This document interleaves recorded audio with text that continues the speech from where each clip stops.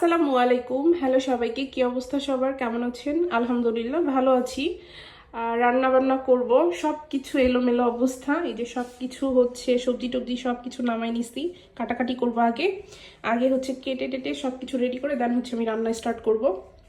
এখানে চাল নিয়ে নিছি ভাত রান্নার জন্য। তারপরে হচ্ছে এই যে এখানে আবার করলাম হচ্ছে ডাল ভাজলাম, বড় ডালটা ভেজে নিলাম। আমি আবার হচ্ছে মানে এই ডাল মানে বড় ডাল, তারপরে মুগ ডাল, এগুলো হচ্ছে আমি রান্নার আগে একটু ভেজে নিই, কারণ ফ্লেভারটা সুন্দর আসে ভাজলে।